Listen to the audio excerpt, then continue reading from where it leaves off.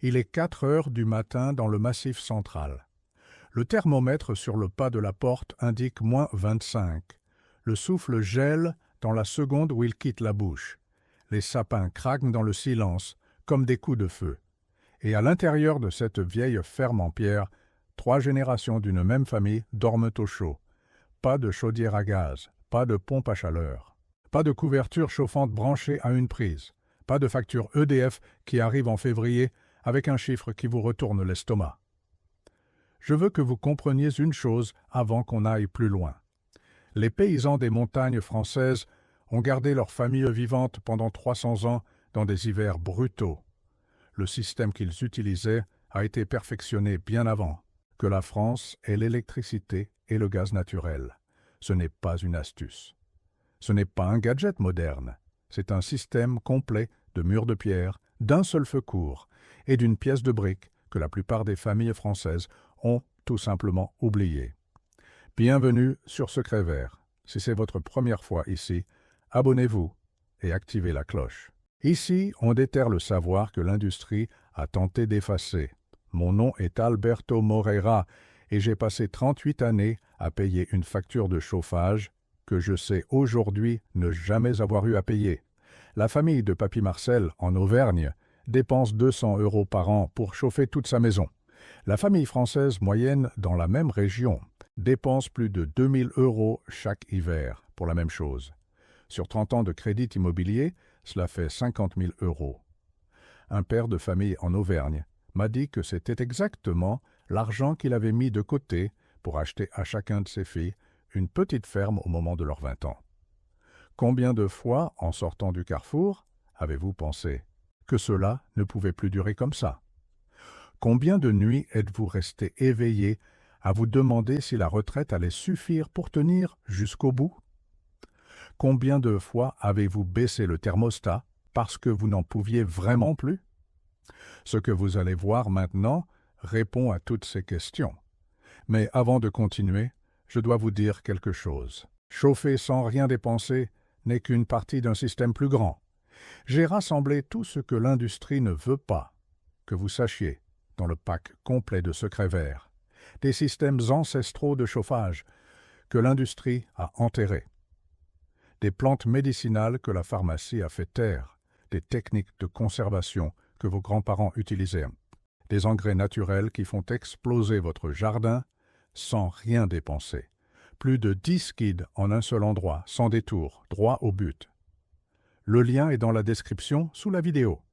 Si vous regardez depuis la télévision, scannez le code QR maintenant.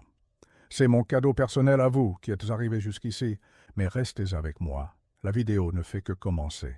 La première fois que je suis entré dans la ferme de Papy Marcel, près de Saint-Flour, dans le Cantal, j'ai cherché un thermostat. Il n'y en avait aucun. Les murs étaient tièdes au toucher.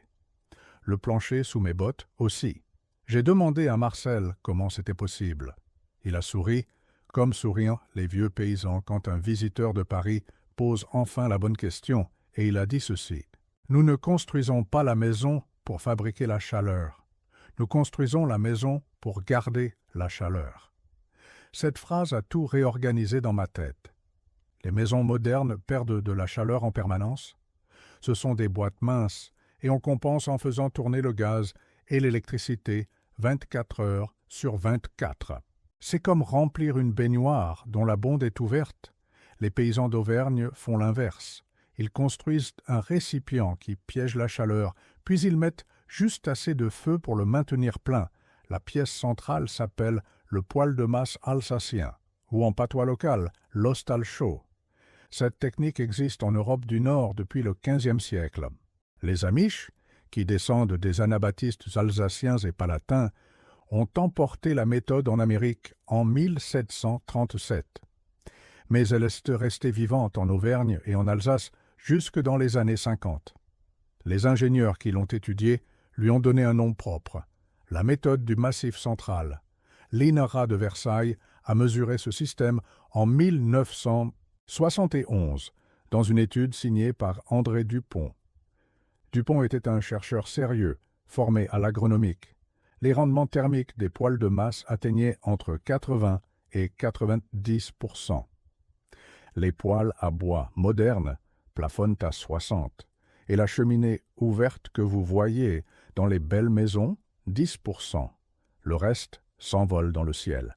Une seule brassée de bois, brûlée fort pendant 1 heure et demie, maintenait au chaud une ferme de 2 étages pendant toute la journée, même avec moins 25 dehors. Mais le poêle de masse n'est que la première pièce du système, et ce qui vient ensuite, c'est ce qui va vraiment vous énerver. Dans les années 90, une série de normes de construction françaises et européennes a rendu pratiquement impossible l'installation d'un poêle de masse traditionnel dans une maison neuve sans payer entre 15 000 et 25 000 euros en permis, études et modifications structurelles avant même d'acheter la première brique réfractaire. Les assureurs ont commencé à refuser de couvrir ces maisons. Les banques ont classé les poêles de masse comme aménagement non conforme, réduisant la valeur de revente du bien.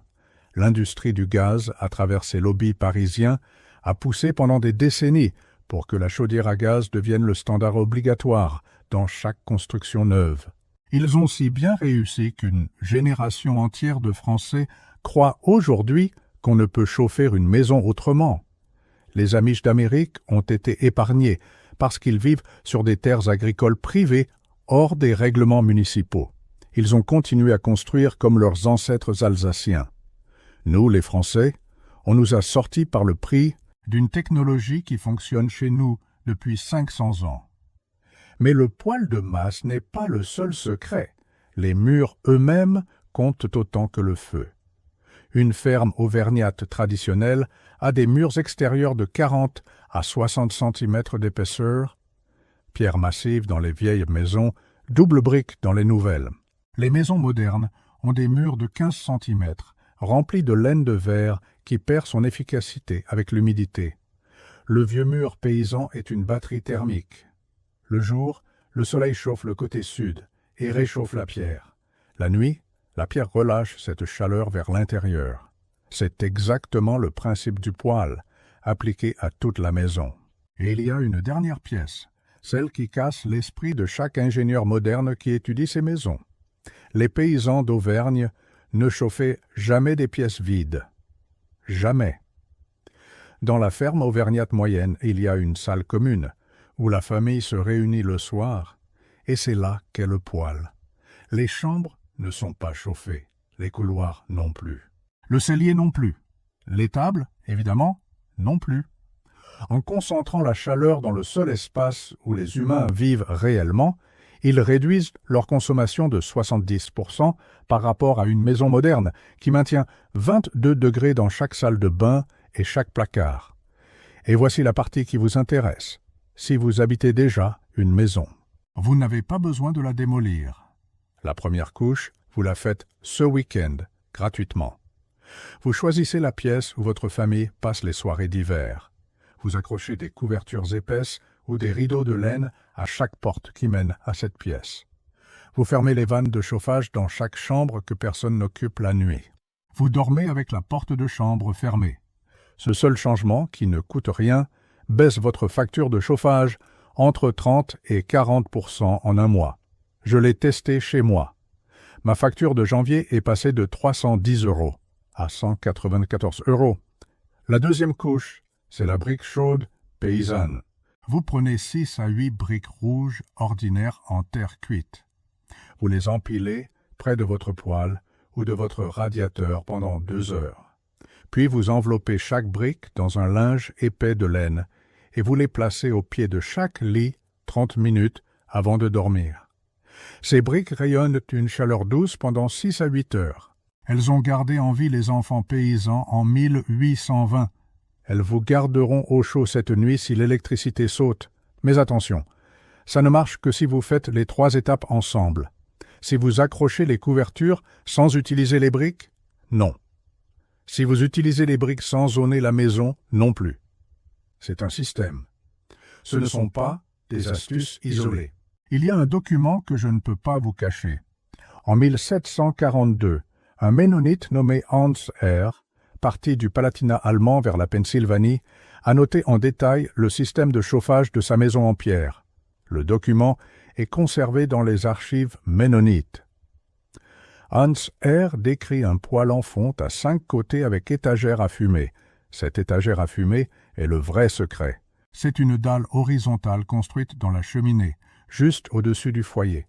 Elle force la fumée chaude à céder sa chaleur à la pierre avant de s'échapper.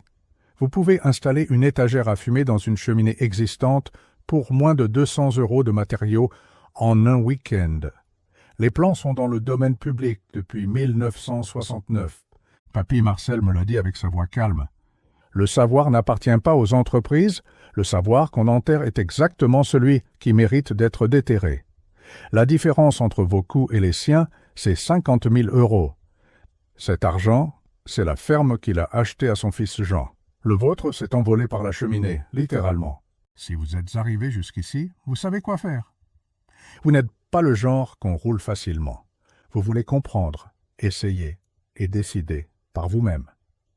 Accrochez les couvertures ce week-end. Chauffez les briques cette nuit. Et n'oubliez pas, tout ce que l'industrie ne veut pas que vous sachiez est rassemblé dans le pack complet de secrets verts. Plus de 10 guides en un seul endroit, le lien est dans la description. Cliquez sur le pouce bleu si cette vidéo vous a ouvert les yeux. Abonnez-vous pour ne pas manquer la prochaine. Et partagez-la avec quelqu'un qui en a marre de payer ce qu'il ne devrait pas. À très vite. Prenez soin de vous.